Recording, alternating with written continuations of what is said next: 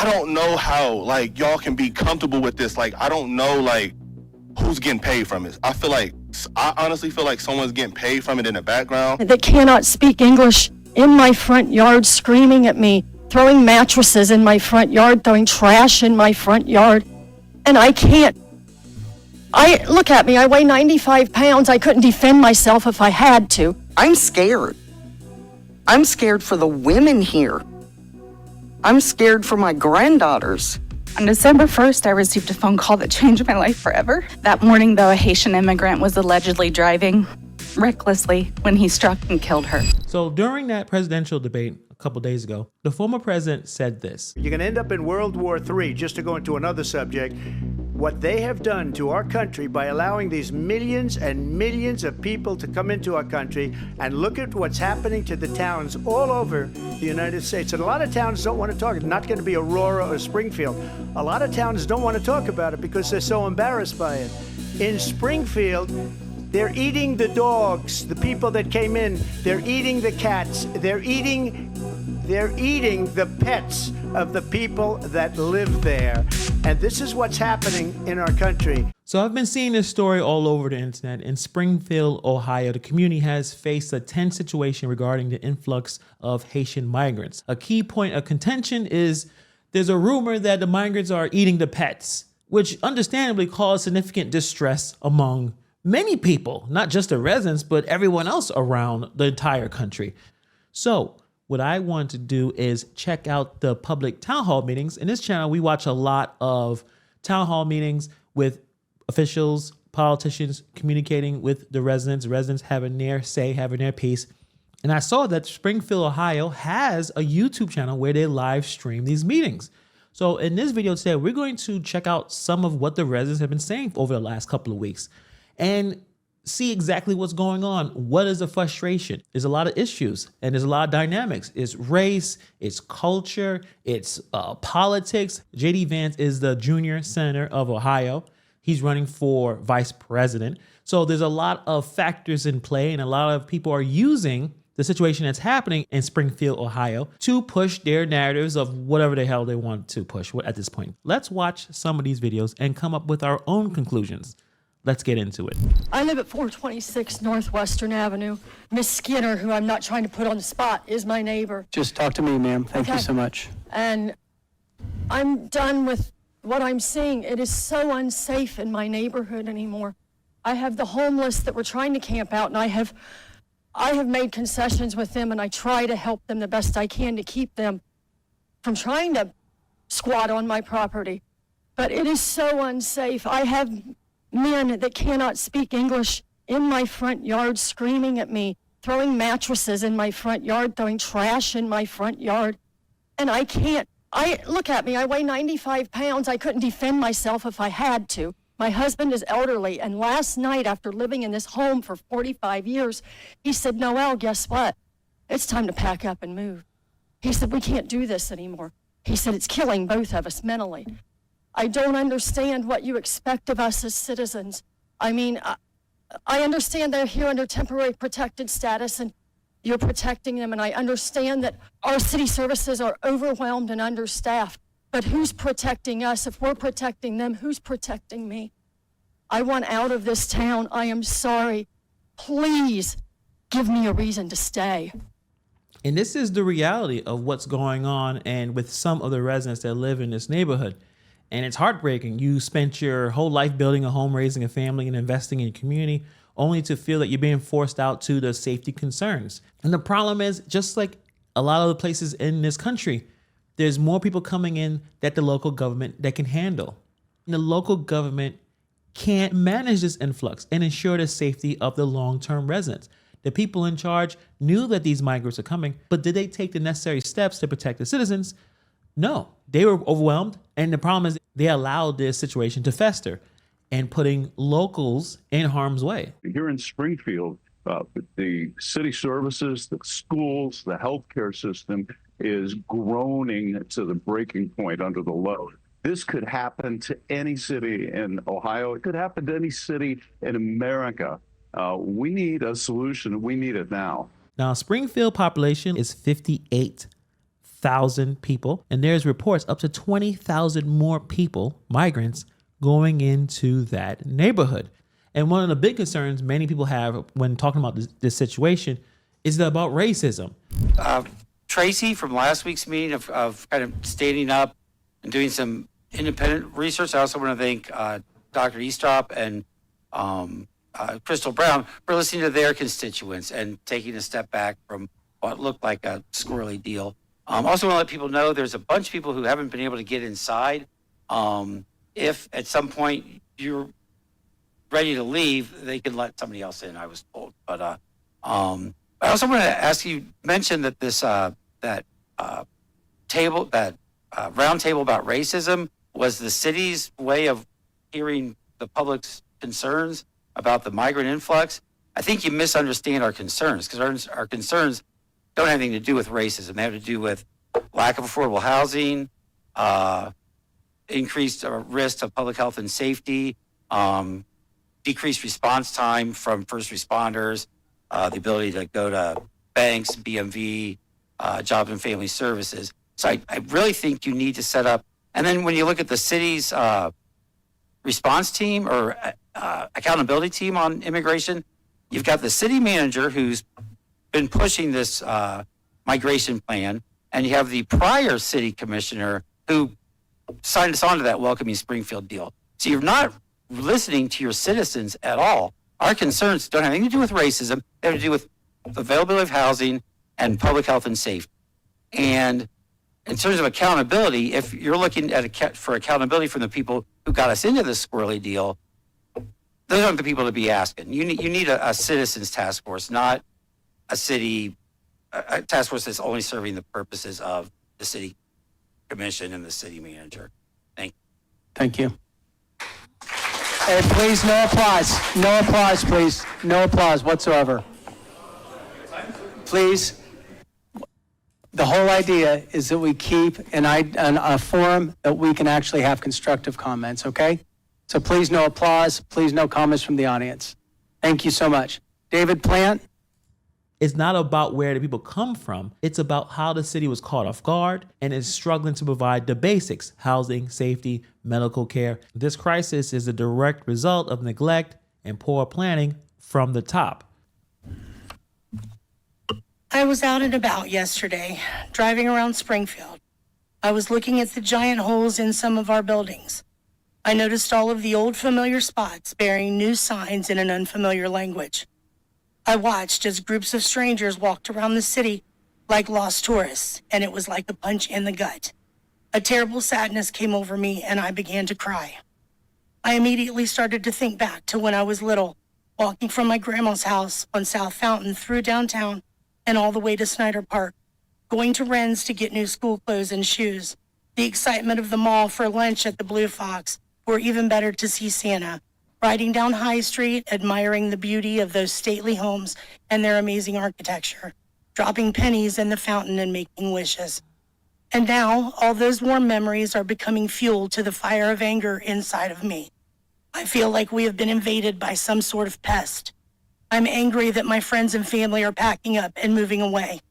I'm angry that foreigners are using up the resources that were set up for the Americans that reside here. I'm angry that another country's flag was being flown in our city. I'm angry when I see our businesses and recreational areas littered with garbage left by people that do not know or understand our laws and culture and are making no attempt to learn about them. And let me be clear, this is not about race. This is about people being given the privilege of coming here from another country and having no respect for our people, our land, or our life's work. People living their life here the way they did in Haiti, angry, stealing, polluting, living in filth, and acting like animals. These are not civilized people. Opening containers in our grocery stores, helping themselves to what's inside and throwing the rest onto the shelves and floors. Pulling off of the highway to publicly clean and gut the roadkill lying there in front of anyone that passes by. Stealing animals from farmers and leaving their severed heads at the side of an old school where children play.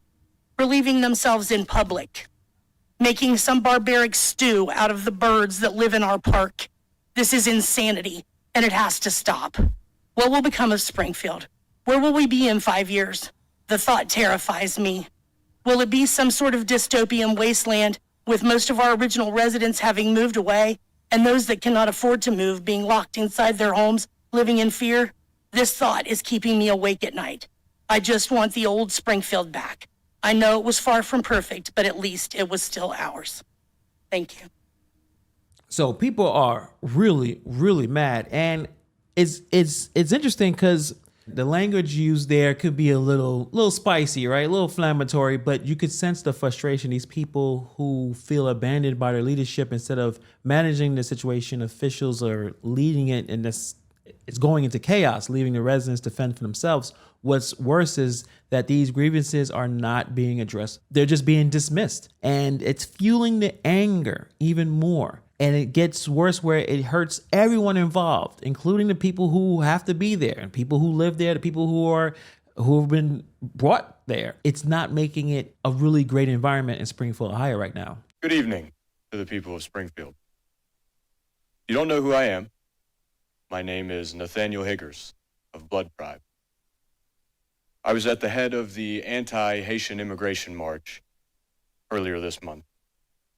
I'm sure the Honorable Mr. Rob Rue recognizes me, considering he supposedly knew of our action before we even arrived. He's a literal Nazi. He marched with swastikas. First of all, I would like to dispel the myth that you knew of our march and intentionally had no reaction or made no forewarning about it as a preventative measure.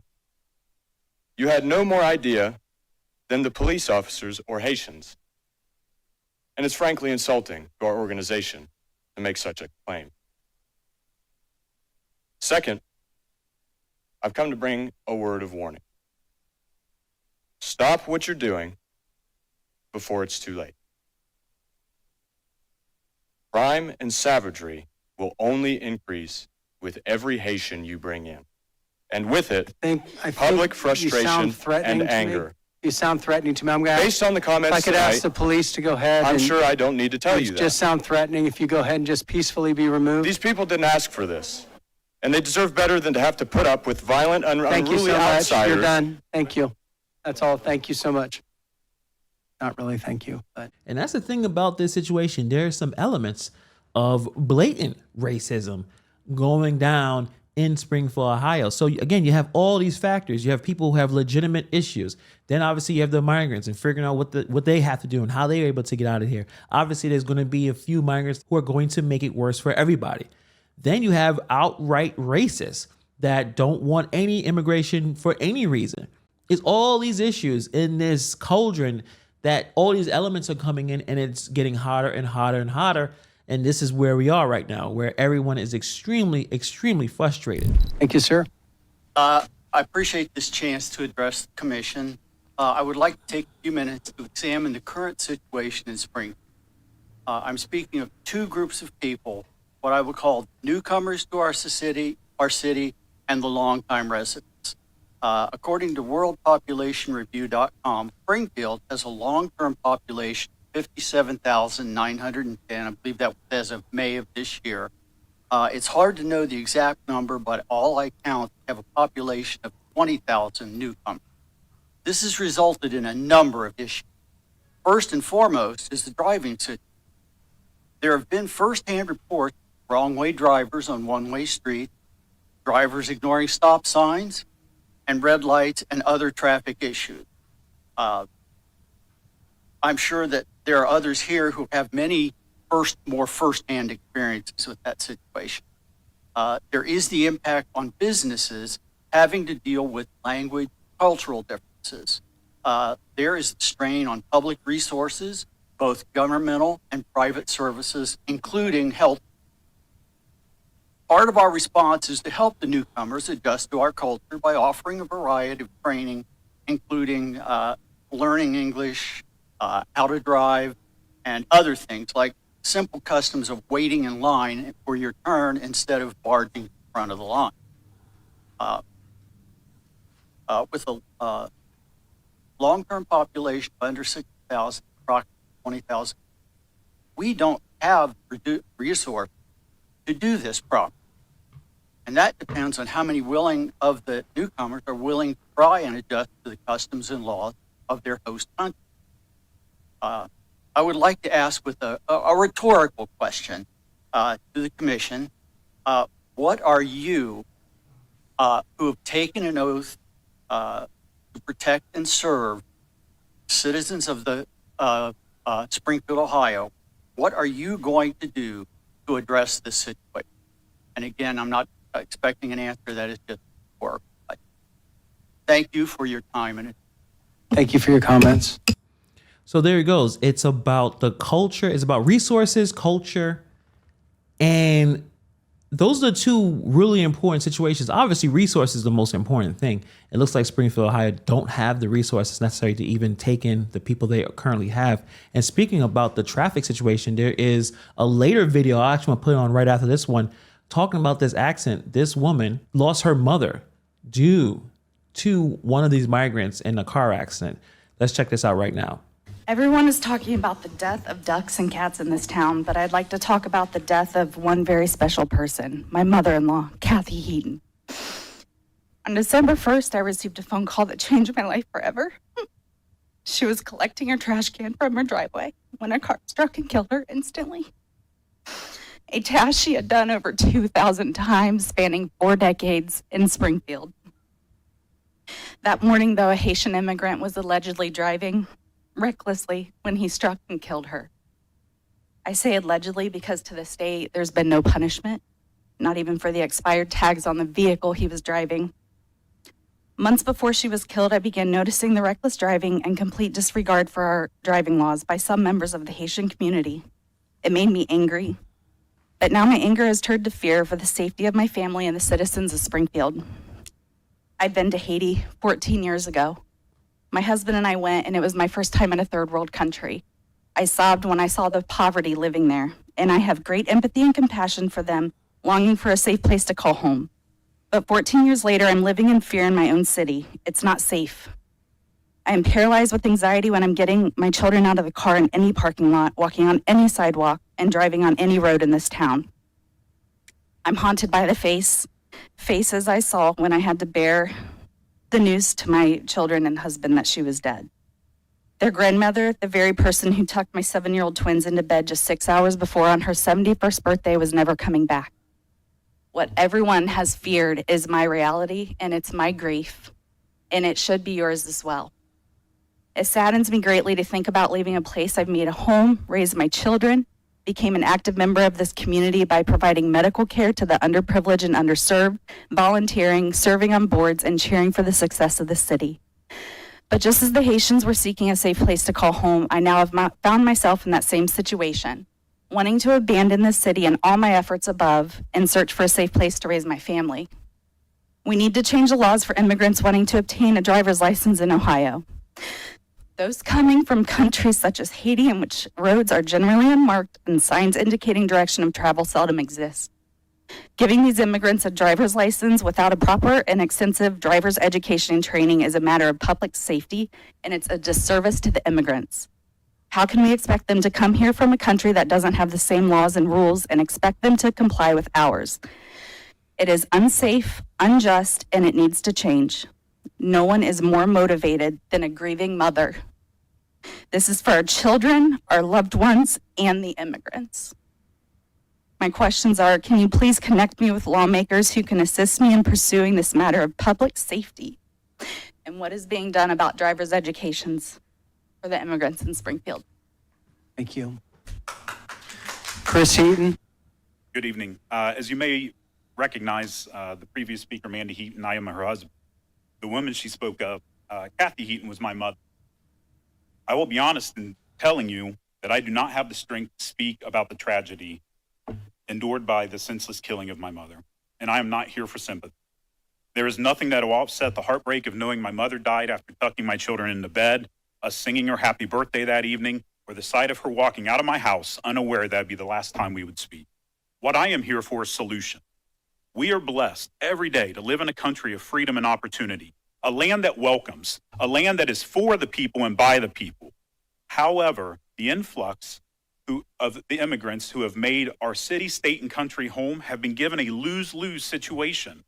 They have not been acclimated to the laws, the rights, the responsibilities associated with being an American citizen, an Ohioan, or a resident of Springfield, especially when it comes to the rules and regulations of operating a motor vehicle. While I appreciate the efforts that the Ohio State Patrol and the governor has announced today, we have seen countless incidents in our area of vehicle crashes involving, unfortunately, people of Haitian descent. We've heard of incidents of alleged cheating happening in the BMV offices. We've learned that about the lack of driving rules and regulations within the country of Haiti. Every one of these factors makes the integration of the Haitian people into our community unfair to them and unfair to us. But what we have not heard about is how to fix it. I am here tonight to speak on what we intend to gain support of, known as Kathy's Law.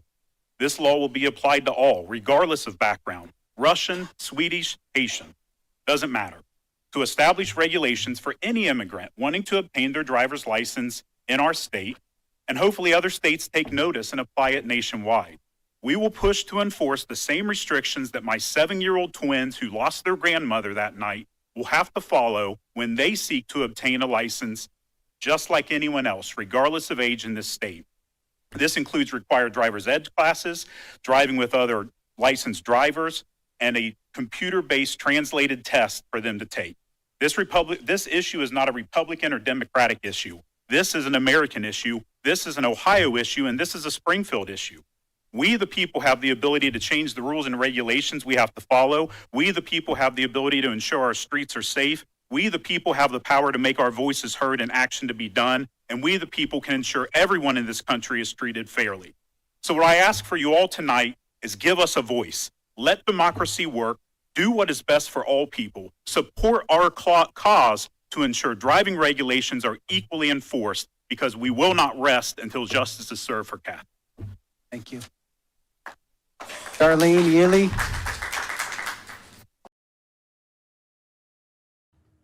Seems like a common sense solution. I don't see how they'll say no to that. Put in the comments below. Do you agree with that proposal of a law? Regardless of where you come from, you have to pass the most, I guess it's basic driver's ed. You can't just give people a license to drive a car. The vehicle is too big. It can kill people, especially if you don't know what the hell you're doing. We all had that before. We all lived when we were young. We were all younger at one point, learning how to drive a car and not knowing what we're doing. Someone that's coming from a whole different country, still trying to figure out the language, driving car. Clearly there's an issue. Clearly there's an issue, and they need to have a solution for it. So I totally agree with him and his wife. A major point here is the impact on public safety. As you see, there's numerous complaints about traffic violations with reports of wrong way drivers, and a general sense that obviously the community's infrastructure is struggling to accommodate these new residents. Also, they're expressing issues on the public resources. They keep repeating that, such as healthcare and social services, which is already stretched thin.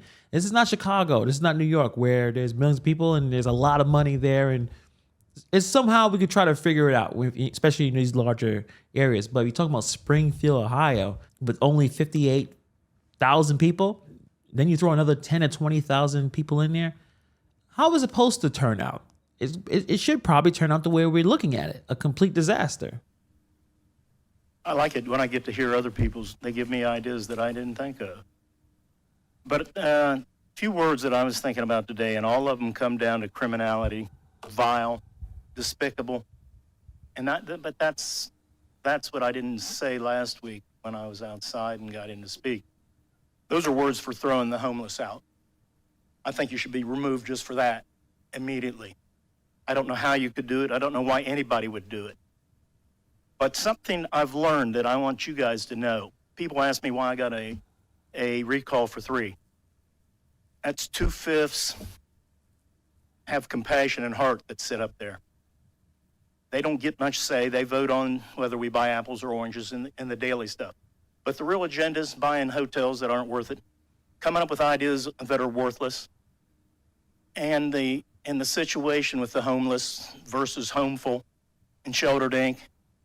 waste of money, but there's ties. There's ties between two people. Two guys in here have LLCs, which was my main thing that brought me here. LLCs violating my property on 110 or 109 East Ward. It was 110 that was violated. By the way, if anybody knows anybody who's lived there in the last 2 years, I got a reward for them to give me the information, because the city won't do anything about it after 2 years of a guy building 4-unit out of a single family. Gary, would you please address me? Because he was Gary. a former commissioner. Gary. No, really what I've learned, Mr. Mayor, Yes, sir. is you haven't done anything about him, because he's tied to the plot, the scheme, the agenda that brought the immigration here. Because somebody wanted to run for mayor alone, and he had somebody who worked in DeWine's office that's here. Oh, And there's a interesting. conversation that I can see. It's almost like a Sopranos except maybe in a New Jersey little basement. And they're working against us as citizens, because this thing is killing this city, while several of you are making money out of these LLCs and renting to the Haitians, and have many that you haven't disclosed to me. And I said, everybody on this panel in this thing that haven't disclosed that they're renting is playing both sides against the middle. I don't call that fair. In fact, what I'm running into is what I've learned in my life. There's posers and there's real people. Real people speak with their heart and tell the truth. The posers just talk to you, sell you things, tell you lies. And I'm hearing a lot of posing in the last 2 years in here. And it disheartens me. It does, and depresses you, and it disheartens you, because we aren't getting the representation, what good representatives give you. They serve. They are truthful. They are caring. Those are words that this old man was taught well. Thank you for your comments, Gary. Anthony Harris? All right, I'm 28 years old, and I'm a social media influencer, and I just be on TikTok and stuff. I do YouTube.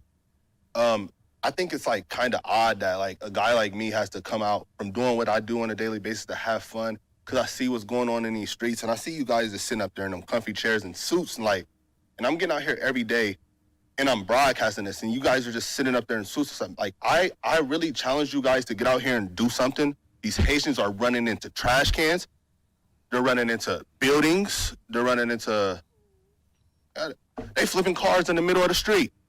And I don't know how, like, y'all can be comfortable with this. Like, I don't know, like, who's getting paid from it. I honestly feel like someone's getting paid from it in the background. Oh. You got a bunch of people on a bus getting dropped off at a gas station to come down here. I know a single mom that FaceTimed me this morning at the welfare office that really need something. And it's nothing but immigrants over there. And I don't even want to seem like I'm coming down on the immigrants, because it's the people that's bringing them down here. Because wherever they're at, that's what they're used to, bro. They're in the park grabbing up ducks by their neck and cutting their head off and walking off with them. So the thing is, again, there are some videos. Now, I'm not going to put them on this YouTube channel. That's not going to happen. On the X app, Twitter, whatever you want to call it, of some very graphic videos. The problem is, in our society now, especially on the internet, I don't know what is real and what isn't. AI is pretty good. So from what I've seen, some looks legit. Clearly, if this is happening, these are people who are literally just coming to this country. As someone who lives in New York City, I am half Bayesian. Barbados, that's the country. Caribbean. There's no Haitians around me that's doing that. So I can't relate. I've never seen it before. But for some reason, the resources are so low in this place. They were dropped off in a place where they probably shouldn't have been dropped off. And some of them are going to some graphic lengths. Some are doing whatever it takes to eat. And it's become an extremely volatile situation. So me being around Haitians, Jamaicans, Bajans all my life, never seen some shit like that. Check out the X app, type in Springfield, Ohio, and tell me what you think and what you see. Some of the stuff that I saw, I cannot put it on the YouTube channel. I don't think it would even be able to be put on. It would be, they'll probably just delete the video. But it's a concerning situation. It's a volatile situation, to say the least. And eating them, like, y'all get the Highway State Patrol down here every week, and then y'all get like a task force for the Highway State Patrol, and they look for guns, and they look for dope, and this and that and the fourth. That same people that y'all got riding up and down Limestone doing U-turns, pulling people over for blinkers and pulling people over for like going left to center and like a couple miles over, like y'all can take them same people, the Highway State Patrol, and you can take them in every single one of their silver Chargers and Dodge Durangos, and y'all can take them to Sunset, and y'all can park them right over there, and y'all can teach people how to drive, since the Highway State Patrol knows so much about traffic laws and know what to do in traffic. They need to, y'all pay them, they can go over there and teach these Haitians how to drive, because it's getting bro, I'm getting thousands of views on these, and it's going to get bigger, and it's only going to get worse. And y'all sitting up there in these chairs, all y'all need to get out here and do something. Y'all making hundreds of thousands of dollars. Y'all need to put on a t-shirt and some Crocs, and then y'all need to come out here in these streets, and y'all need to go out here and I'm out here before the police is. Like, y'all need to do something, bro. Y'all really got to stand on business. Y'all getting paid all this money just to wear a suit and sit in a chair. I think it's crazy, bro. We got to do something, bro. It's kids out here getting hurt. Like, only reason I even went on here and said something about it is because somebody told me they walking from the school and a Haitian almost ran into them. And who is getting paid? Like, how much money is y'all really getting paid, like, to bring them over here? Like, I know it's deeper than them. I know that's where they come from, and that's what they do. That's their country. I don't know what they got going on over there, but they can't do that over here. And if y'all just getting paid from it and then y'all ain't doing nothing about it, I think that's super weird, bro. Y'all got to stand on business. Y'all got to really, like, step up. Like, it's lame, bro. Like, for real. Thank you for your comments. Thank you. Sure. Thank you. Now, the problem is the New York Post just dropped this video talking about the situation with Haitians eating birds, geese, apparently, not just ducks. Check it out right here. Clark County Communications. Oh, yes, ma'am. I got a question. This is a non-emergency line, correct? Yes, it is. Okay. I'm sitting here. I'm riding on the trail going to my orientation for my job today. And I see a group of Haitian people. There was about 4 of them. They all had geese in their hand. They got away. I couldn't make out the first 3 of the license plate, but I got the numbers. Clark County Communications. Oh, yes, ma'am. I got a question. This is a non-emergency line, correct? Yes, it is. Okay. I'm sitting here. I'm riding on the trail going to my orientation for my job today, and I see a group of Haitian people. There was about 4 of them. They all had geese in their hand. They got away. I couldn't make out the first 3 of the license plate, but I got the numbers. So there's a lot of problems happening here, clearly. Are Haitians going out their way to eat cats and dogs? According to who you're talking to, check the X app. There's official response. People are saying, no, this is rumors, but there are some confirmed reports of them grabbing ducks and geese out of the water. Again, do your research. But the problem is, how do they fix this issue?